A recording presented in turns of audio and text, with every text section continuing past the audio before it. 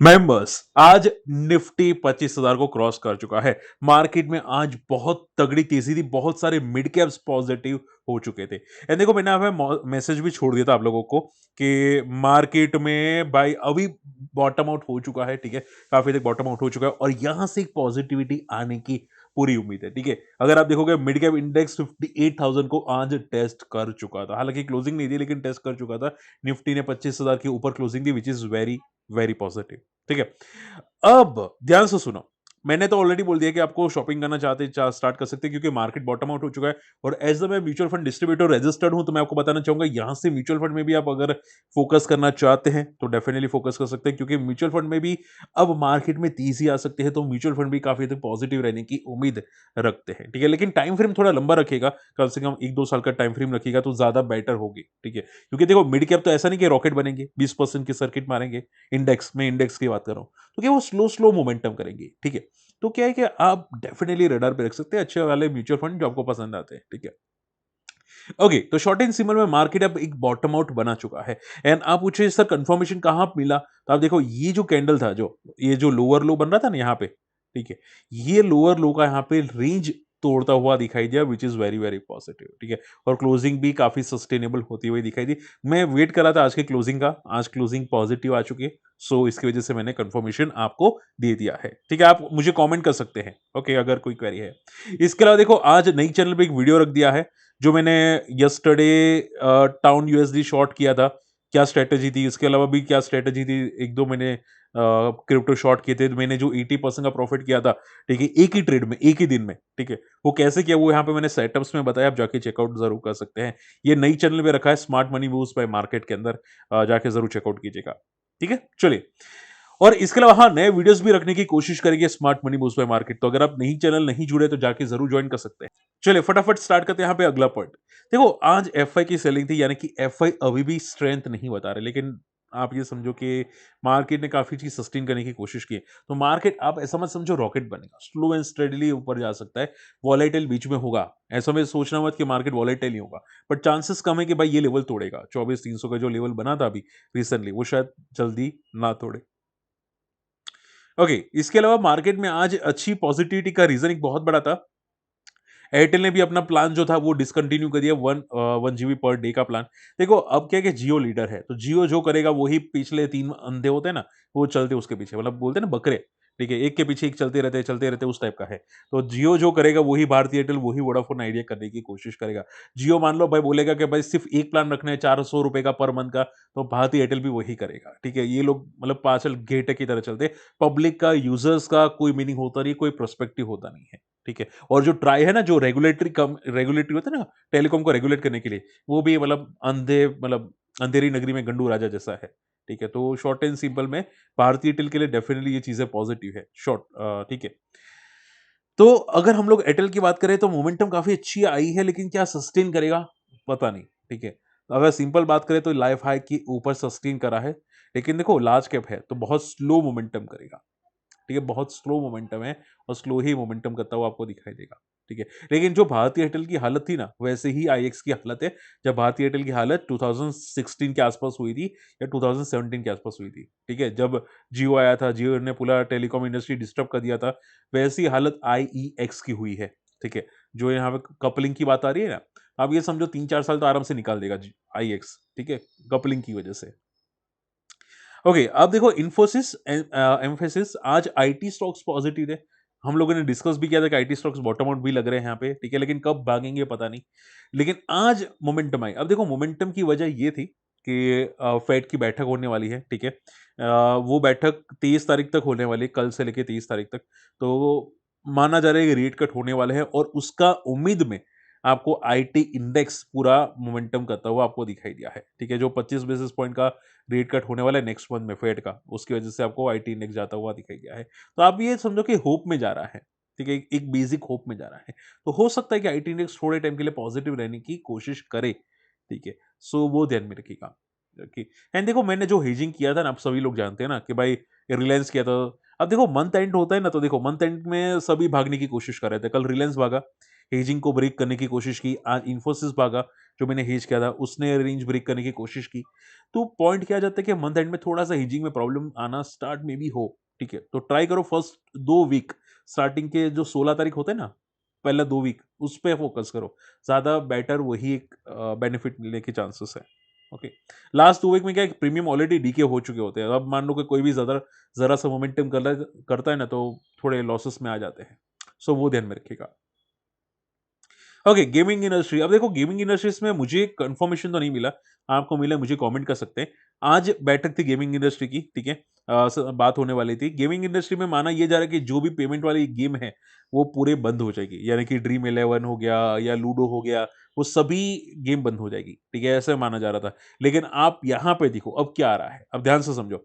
Gaming industry में 10% का revenue जो आ रहा है पेमेंट कंपनी से, लाइक यूपीआई या दूसरी जो पेमेंट कंपनी है, उसमें 10% का कंट्रीब्यूशन गेमिंग इंडस्ट्री से आ रहा है, तो उनको भी इम्पैक्ट पड़ेगा, ठीक है?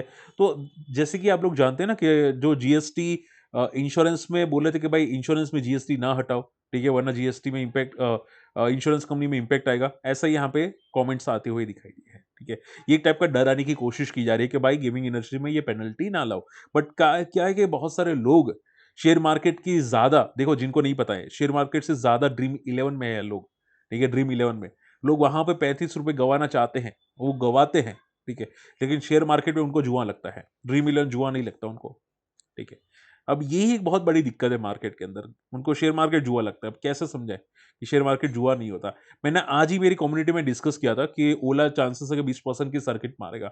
मैं आपको स्क्रीनशॉट शेयर कर दूँगा, ठीक है? आप देखोगे आज 20% की सर्किट मारता हुआ ओला दिखाई दिया। ओके, मैंने भी ट्रेड किया था। मैंने भी कुछ ट्रेड्स डेफ़िनिटली ओला के अंदर आज किए थे। एंड इसके अलावा मैंने यस्टरडे ज़ोमैटो लिया था। आज देखोगे काफ़ी अच्छा मोमेंटम करता हुआ दिखाई दिया। मैंने yesterday as a disclaimer Paytm लिया था, ठीक है? आप यहाँ पे फ़ोकस कर सकते हैं। आज पेटीएम 2% ऊपर जाता हुआ दिखाई दिया, ठीक है? एंड एक था जो मैं बताना चाहूँगा, EBDL करके यहाँ पे एलन ब्लेंडर्स था।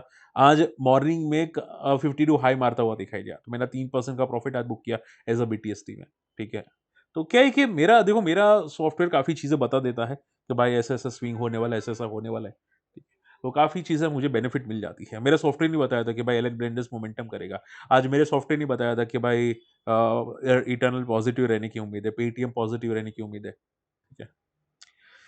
चलिए एनीवे, सो गेमिंग इंडस्ट्रीज के लिए नेगेटिव है। अब देखो गेमिंग इंडस्ट्रीज का कंफर्मेशन आया कि नहीं पता, बट अगर आया होगा और अगर सभी जितने भी पेमेंट वाली ऐप होगी बंद हो जाएगी, तो डेफिनेटली नज़ारा को इम्पैक्ट पड़ेगा। और नज़ारा आप देखोगे कि कब काफ़ी तगड़ा आज क्रैश हुआ 12%, ठीक है? अब इसका एक फाइनल है 1000 पे, क्या 1000 पे सस्टेन करेगा कि नहीं वो देखेंगे, ठीक है? बट उसको डेफिनेटली तगड़ा इम्पैक्ट करने वाला है, ठीक है? क्योंकि देखो पेमेंट वाली जो भी गेम्स होती है ना, उसमें सबसे ज़्यादा इम्पैक्ट होता है। और आप लोग शायद नहीं जानते, ठीक है? बहुत सारी गेम्स होती है ना, ठीक है? उसमें पेमेंट का ऑप्शन होता ही है। लाइक मान लो कि आपने वो कौन-सी गेम है यहाँ पे जो फ्री फायर के कुछ है ना गेम्स, बहुत सारी गेम्स है। वो गेम्स भी आप खेलते हो ना, तो वहाँ पे कुछ कैरेक्टर्स को अनलॉक करने के लिए आप पेमेंट देते हैं या कुछ और चीज़ों के लिए यहाँ पे पेमेंट देते हैं। कोई नया मैप ओपन करने के लिए पेमेंट देते हैं, यानी कि बहुत सारी चीज़ें होती है, पेमेंट लेती है, ठीक है? तो शायद ये वो गेम्स को भी इम्पैक्ट करे, देखते हैं यहाँ पे, ठीक है? बट काफ़ी गेम्स को इम्पैक्ट डेफिनिटली होने वाला है। तो कॉशियस रहेगा नज़ारा में, ठीक है? ओला इलेक्ट्रिक जैसे कि मैंने डिस्कस किया, आज 20% की सर्किट मारी। अब देखो यस्टरडे जो एनालिसिस नेगेटिव थे, मैंने कमेंट किया था, ठीक है? ये सब ये बेवकूफ़ बनाते हैं, मतलब एक कौन-सा वर्ड यूज़ करूँ, सभी ऐसा ही है, हरामी जैसे। तो आज ओला इलेक्ट्रिक 20% की सर्किट मारता हुआ दिखाई दिया। अब तो मैंने पहले ही बताया था कि कल भी भागा था, आज भी भागा। अब ऐसा तो है नहीं कि विदाउट रीज़न भागा है। मैंने आपको पहले ही बताया था कि अगर जीएसटी का इम्पैक्ट फ़ोर व्हीलर में पड़ेगा, ठीक है? मारुति सुजुकी 8% यस्टरडे गया था, ठीक है? तो लोग क्या इलेक्ट्रिक गाड़ियाँ नहीं लेंगे? उसका बाप भी लेगा, ठीक है? तो क्या है कि डेफ़िनिटली इलेक्ट्रिक गाड़ियों में इम्पैक्ट पॉज़िटिव ही आएगा, ये बात पक्की थी। अगर जीएसटी रिफ़ॉर्म होगा, ठीक है? डेफ़िनिटली इलेक्ट्रिक गाड़ियों में इम्पैक्ट पड़ेगा। वो सबसे नामचीन कौन-सी गाड़ियाँ हैं? तो कि एथर एनर्जी, ओला इलेक्ट्रिक। एथर में ऑलरेडी काफ़ी भाग चुका था, ओला बॉटम आउट था, इसकी वजह से लोग ओला में टूट पड़े, ठीक है? और उसी की वजह से ओला आपको भागता हुआ दिखाई दिया। बात समझ में आई? लेकिन एक पॉइंट आता है, सर भाई शॉर्ट टर्म में ओला कहाँ जाएगा? देखो, शॉर्ट टर्म देखोगे तो फँस जाओगे, पता भी नहीं चलेगा, ठीक है? 1-2 दिन का व्यू मत देखो। मैं बार-बार एक ही चीज़ समझा रहा था, बार-बार एक ही चीज़ समझा रहा हूँ। जब मैंने ओला का वीडियो बनाया था तभी मैंने आपको ये बताया था, ठीक है? आप सिर्फ इतना समझो कि ओला का चार्ट पैटर्न सेम है लाइक ज़ोमैटो। जैसे ज़ोमैटो जिनको नहीं पता है, ज़ोमैटो लिस्टिंग के बाद 150-160 गया था। उसके बाद ज़ोमैटो क्रैश हुआ था जब लिस्ट हुआ था। उसके बाद ज़ोमैटो भी 50 पे आया था एंड देन ज़ोमैटो 300 पे आज ट्रेड कर रहा है। अगर किसी को डाउट है तो मैं यहाँ पे चार्ट्स ओपन कर देता हूँ, जस्ट अ सेकंड, ठीक है? थोड़ा वेट कीजिए, सी आपको बता देता हूँ ताकि आप लोग समझ पाए, ठीक है? ज़ोमैटो यानी कि इटर्नल। सी देखो यहाँ पे इटर्नल। इटर्नल 100 से 150 गया, 50 पे गया, 2-3 महीना निकाला एंड देन 300, ठीक है? देखो ज़ोमैटो ज़ोमैटो भी 100 से 150 गया था।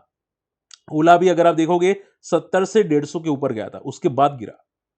ठीक है? सेम पैटर्न है और चीज़ें भी सेम हो रही हैं। ये ज़ोमैटो भी लॉस मेकिंग कंपनी थी। लोग बोल रहे थे भाई ये कभी प्रॉफिट में नहीं गई, कभी प्रॉफिट में आएगी, आ गई ना। अब जो लोग बोल रहे थे भाई बोल रहे थे भाई बाद में देखेंगे, आ गई ना प्रॉफिट में, ठीक है? ये चीज़ें सेम है। लोग ज़ोमैटो में क्यों देख रहे थे? क्योंकि लोग खरीद रहे हैं ऑनलाइन, ठीक है? खाने-पीने की चीज़ें।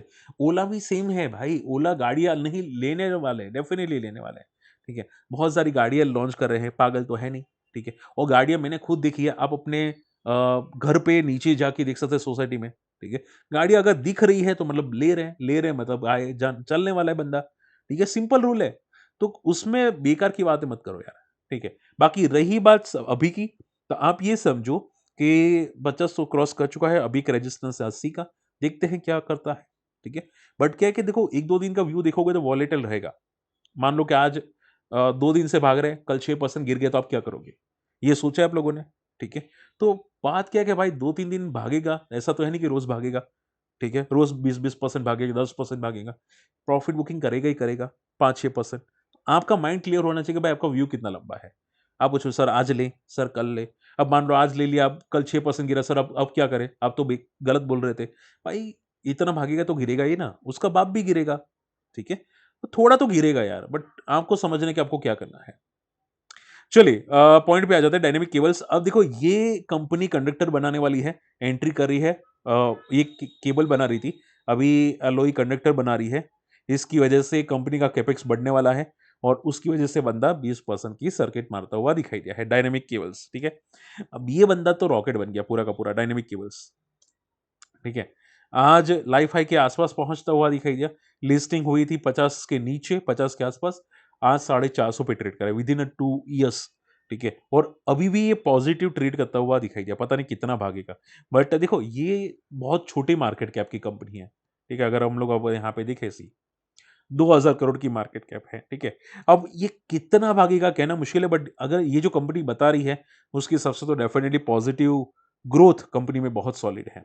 कंपनी का डेट नेग्लिजिबल हो चुका है, यानी कि फ्यूचर बहुत पॉजिटिव रहने की उम्मीद तो ज़रूर दिखाई देती है, ठीक है? बट देखो छोटी मार्केट कैप है तो वॉलेटाइल तो होगा, ये बात याद रखिएगा, ठीक है? तो थोड़ा कॉशियस रहेगा, बाकी फंडामेंटल तो बहुत सॉलिड हो चुके हैं।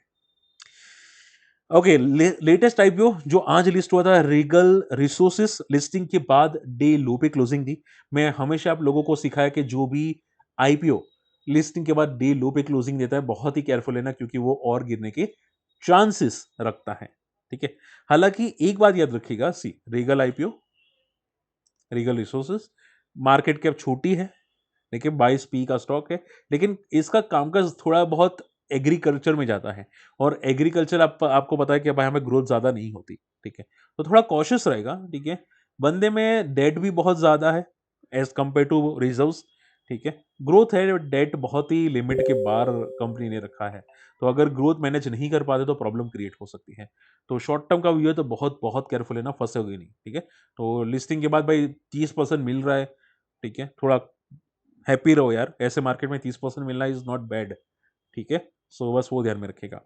सो आई होप आज का वीडियो पसंद आएगा, समझ में होगा। शॉर्ट एंड सिंपल में आईटी सेक्टर्स में थोड़ी बहुत पॉजिटिविटी रह सकती है। नज़ारा जैसी कंपनी में केयरफुल रहना, बाकी डायनेमिक केबल्स पॉजिटिव रहने की उम्मीद दिखाई देती है। ओला तो मैं आपको समझा चुका हूँ एंड आई होप कि आप समझ चुके हैं, ठीक है? रही बात मार्केट कंडीशंस, थोड़ा बहुत पॉजिटिव हो रहा है, अच्छी कंपनीज को चूज़ करना और कोई डाउट है मुझे कमेंट करना, ठीक है? चलिए मिलते हैं अगले वीडियो में, तब तक के लिए गुड बाय, जय हिंद।